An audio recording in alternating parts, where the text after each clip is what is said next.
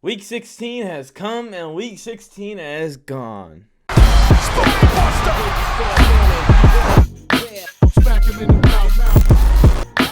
gave you fair warning, beware. Smack him in the mouth. Toward the end zone. It is off for the touchdown. Smack him in the mouth. I gave you fair warning, beware. I'll smack him in the mouth. What is up, everyone? I am Mike and I am on the mic, and you're tuned into the newest video. We're going to hop into our top 10 power ranks heading into week 17 of the NFL season. And man, I am pumped to get into it. We haven't done the power ranks since week 13, so this is going to be updating everything.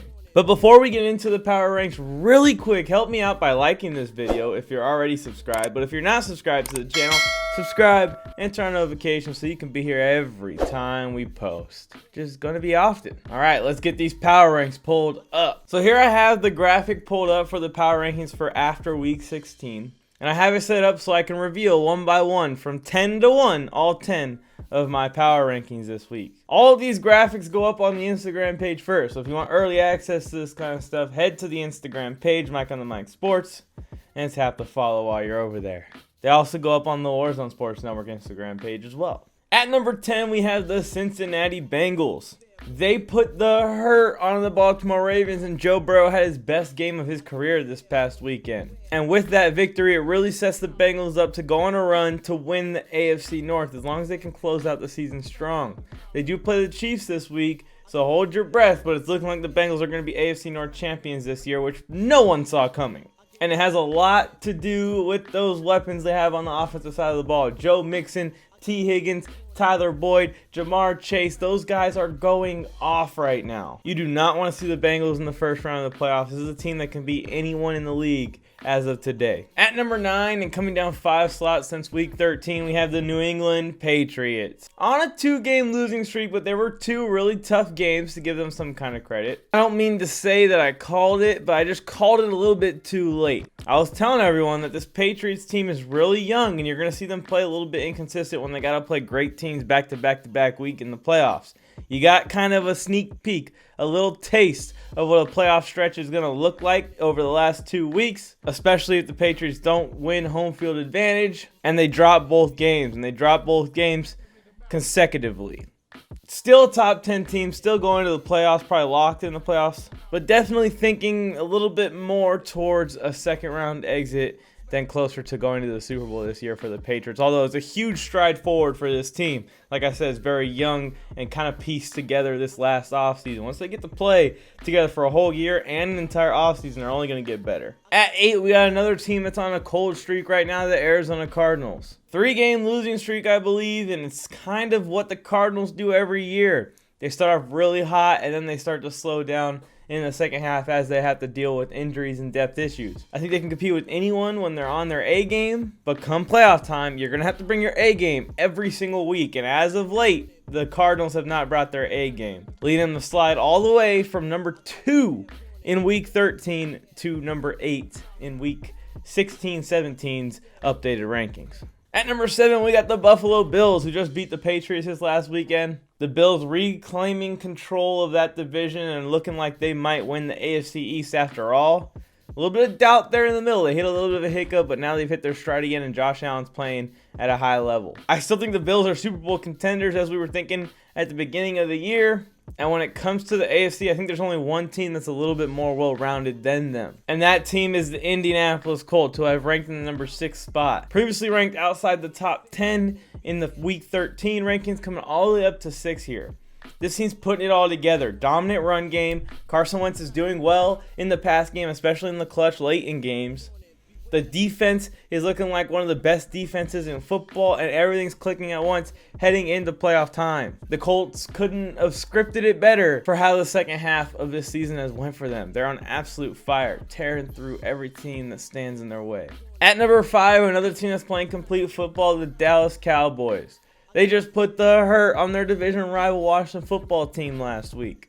Even the second stringers were dominating the Washington football team last week. You got to feel good if you're a Cowboys fan right now. I think Cowboys fans are probably expecting Super Bowl, as they do every single year. But at the very minimum, this Dallas Cowboys team is going to compete in the playoffs with some of the best teams in the NFC. I personally don't think they go to the Super Bowl. I think there's a couple other NFC teams that are a little bit better than them, just slightly. But like with the Patriots, a huge step forward for the Cowboys in their journey to capturing the Lombardi over the next couple of years, hopefully. At number 4, we got the Los Angeles Rams. I think this team is just a little bit better than Dallas right now. And after having their own struggles this year, as we've seen every single good team have at some point in the season, they've also turned it back on in the last 3 games of the season. And the Rams are getting hot at the right time, entering the playoffs where they're going to have to see Tampa, and they're going to have to see Green Bay, and they're going to have to see Dallas. All 3 of those matchups are really tough for the LA Rams. So it's a good time to get hot. The Rams have been a top 5 team in my power rankings almost all year.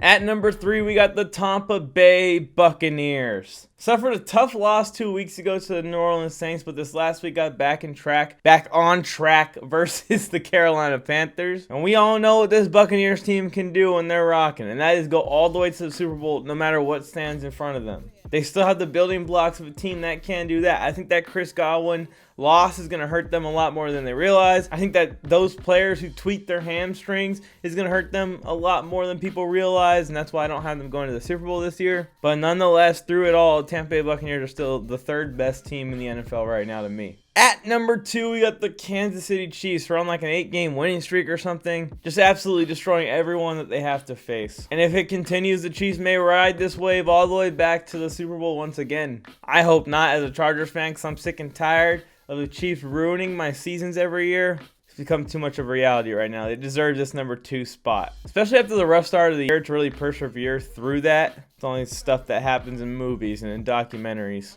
And at number 1, with confidence, has been the number 1 team since like week 7 or something, the Green Bay Packers. Aaron Rodgers is looking like he's going to be the MVP of the league once again. Devontae Adams is in his prime and balling. Aaron Jones and A.J. Dillon are the perfect 1-2 punch. The offense just seems like whenever they need a touchdown, they go and get a touchdown. No questions asked. Then you look to the other side of the ball. It's one of the better defenses in the league this year. Definitely one of the more improved defenses in the league this year.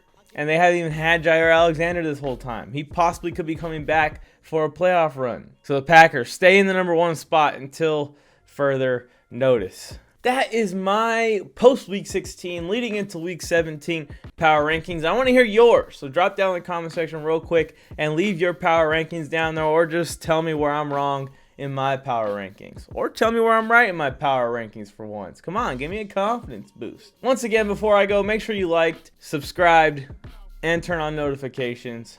I appreciate you guys so much for always doing that. I am Mike, and I am on the mic, and this is me saying until next time.